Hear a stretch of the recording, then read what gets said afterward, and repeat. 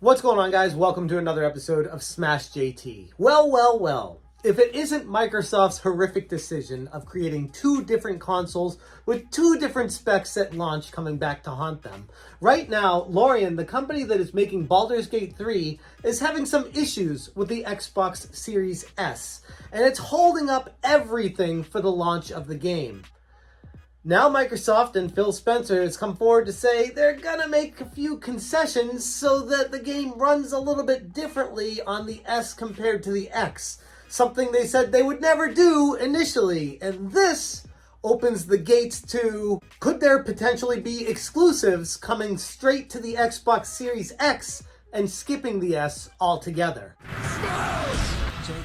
If you're new to the channel, hit that subscribe button, bell for notifications, and check out smashjt.com. I have a great article. Yes, I'm a little biased because I wrote it, but it goes an overview of everything that's transpired so far regarding the information from Phil Spencer, and it's publicly available on Twitter right now for you to check out the conversations they've had. Sven Vinke at Larian that talked about their conversation, meeting with Phil Spencer yesterday and talking about how they can overcome this issue. And the crux of the problem is, Larian is having with Baldur's Gate 3 right now, is that the game is not able to do split screen running smoothly on the Xbox Series S.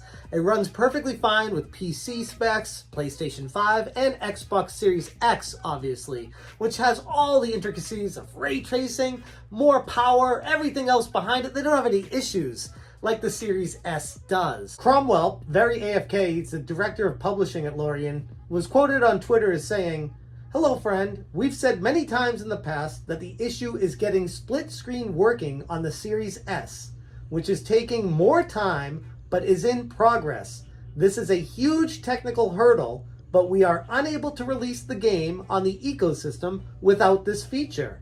And he continues, "Far from being exclusive, we have no exclusivity deal that prevents us from launching on Xbox. The issue is a technical hurdle. We cannot remove the split screen feature because we are obligated to launch with feature parity, and so continue to try and make it work.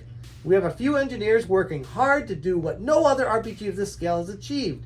Seamless drop-in, drop-out co-op on Series S. We hope to have an update by the end of the year." And fast forward to recently, where Sven, another worker at Larian, said, "Super happy to confirm that after meeting with Phil Spencer yesterday, we found a solution that allows us to bring Baldur's Gate 3 to Xbox players this year still. Something we've been working towards for quite some time." They continued, "All improvements will be there with split screen co-op on Series X. Series S will not feature split screen co-op, but will also include cross-save progression between Steam and Xbox Series." Specifically, Larian has said that the issue is likely related to RAM.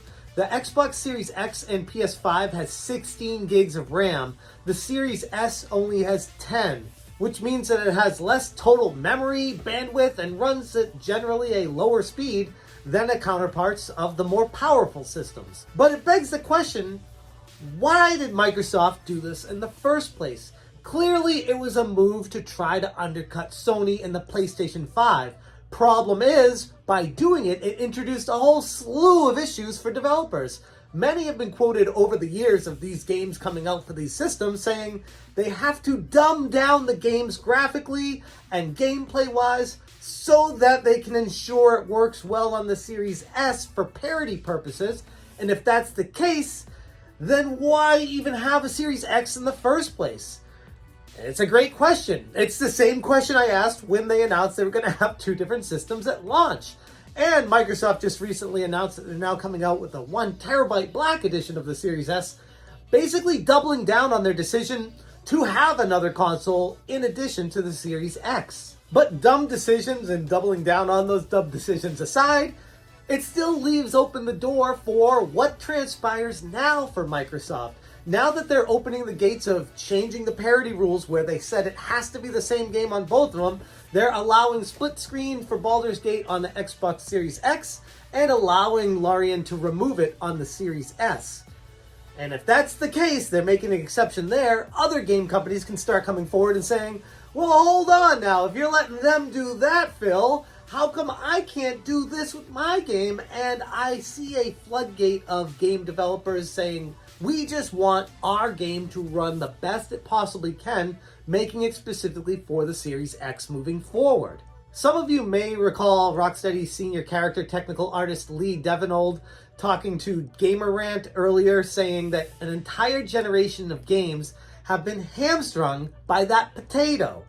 That kind of struck a chord with a lot of developers, had a lot of interaction. Some agreed, some disagreed, but it created a conversation amongst the developers on what actually are they working on and is it the best thing for them moving forward. The problem being is, if you're going to develop a game specifically for the Xbox Series X, and Phil Spencer says that's okay to do, and Microsoft gives the green light, and no longer making specific games that work both on the Series S and the Series X, you're gonna lose out on a massive audience. I mean, most people I know don't have the Xbox Series X, the $500 console. Most of them have the Series S. Hell, that's been as cheap as $250, $200 on sale last year, and even my neighbor got it for free with their Verizon contract. Like, Series S's are everywhere, and I see them very cheap. It's a way to get into the next generation of gaming without spending an arm and a leg to get there. But again, it's a double-edged sword because you're allowing people to get into the next generation of games and potentially be hamstrung by the potential of this console, the Series S. So it is an interesting debate, and I'm not really sure what's going to happen from here on out, but it is something that has eternally frustrated me ever since this decision of two consoles coming out at the same time happened.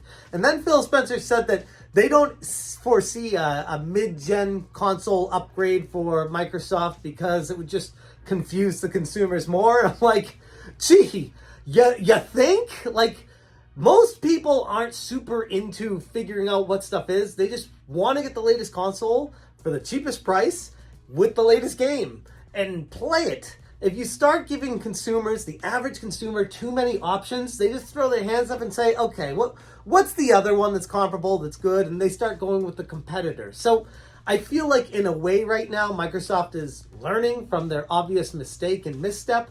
But at the same time, I don't know. It feels like they should have known this going into the launch of the Series X in the first place to not bother with the Series S. But such is life, such is gaming, and such is the problems that developers have to deal with when they're creating games for the next generation of consoles. But I'd be interested to hear what you guys think about this. If there should be exclusive games for the Xbox Series X so that the graphics and the gameplay and every bell and whistle added onto it isn't held back moving forward. Or if you worry if they start doing that, then developers are going to not do that anyways because they're not going to make any money if they don't make games for the Series S too. So it's an interesting dynamic, and I don't really think there's a clear answer right now for it. If anything, the only answer is don't come out with two different consoles at launch. Just come out with one and make sure that one console works with all the games. And if you want to eventually do a pro version or something like that that's a little bit more expensive a couple years into it, sure. But at the same time at launch, it's just dumb.